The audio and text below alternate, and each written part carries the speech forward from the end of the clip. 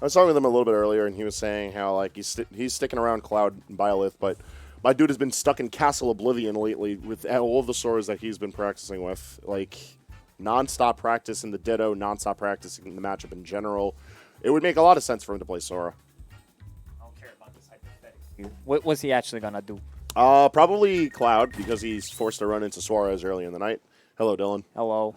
Welcome to Dylan messed up game 1 because he was trying to play Nicktoons with Incineroar.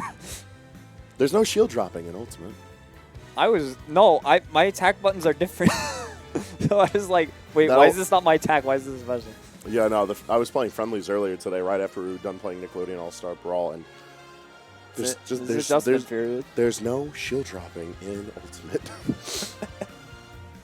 I feel like Ultimate would just make so much sense to have it. It feels so nice in Nick Bros. And then Nick Bros. And then it. All right. Well, the two competitors are very carefully studying the stage list, figuring out where they're going to start things off before they go to Pokemon Stadium 2. It'd be like that. Good. We have one thought process. Pick PS2. Oh, we're also looking at the. That's one of the new mons coming out in the next Pokemon set. Genesect, I know, is going to be very silly, so I'm not surprised that Ippo is sharing his information. Ippo being the progenitor of PTCG here on the island as well. I see. And Suarez being another one of the PTCG players. I don't really see Suarez play it lately, but... Yeah, he does a lot more playing online. Hey, there it is. We talked more about Pokemon cards before I said than we actually did on the actual stage discussion. It's topical. Is it? It's topical. Okay. Whatever you say, Frank. I want to take your word for it. Don't you bob your head like that. That's Mega Man. That's not the funny sword guy. What? If I was drifting over Mega Man and selecting a different color, but for Grantail. Gotta do it for Grantail. Stuck in the Mega Man gotcha. Do it for Minty Flesh. Alright, get it in again, number 1 though. Lately, Suarez has actually been making good on his word to play more passively, so I'm curious to see how that's going to go. It's Yoshi, so you know there's going to be buttons aplenty on both ends. And that was really well spaced from Suarez, knowing the up B was coming out of Egg. So putting out a hitbox behind Cloud, something Ippo needs to be aware of as the set moves forward. Because up B out of pressure, big deal. But if Yoshi's prepped and ready for it, that's just free damage. You don't want to be giving Yoshi free damage, because then you get this. Suarez already with a healthy leader right now against Ippo. Ippo just struggling to get these hits in. Oh, I didn't think he'd get that grab. I guess the Cloud long arms. Shockingly, sometimes. The RNG Square Enix arms in this game. Sometimes the limbs are long. Sometimes the limbs are limbs. Yeah? Yeah. Okay. Oh, that last egg. No follow-up on the egg. I was generally expecting, like, Nair. Seeing a surprising lack of Nair from Suarez. This is what passive means, known to Yoshi Nair. I guess so.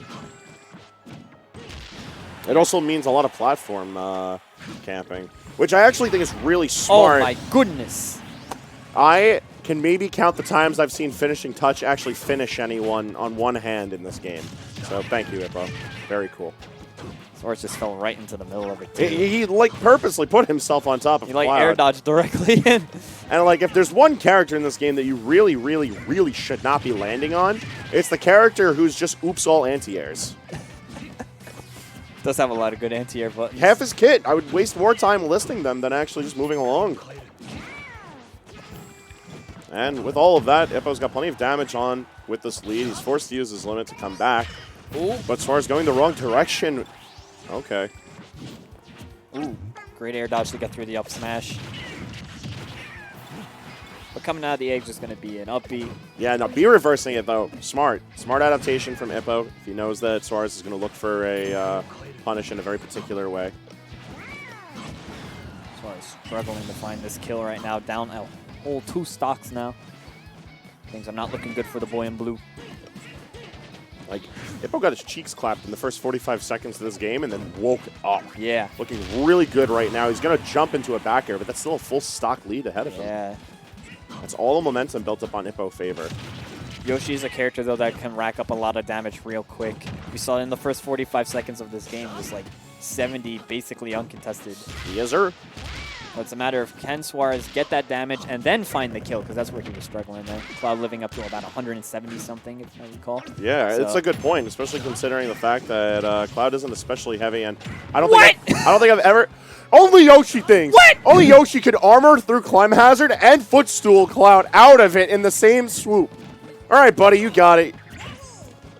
The momentum change Sean Suarez needs. It definitely rattled me, but I'm not the one on the sticks right now. It's Ippo, who is still chugging along. He's almost got his limit charged up, and a fair bit of rage at this point puts him in good position, especially if he stays. I thought the up air could beat that out. Yeah, no, it looks like the house always wins on this one, and it is Yoshiville. And now it's an even game.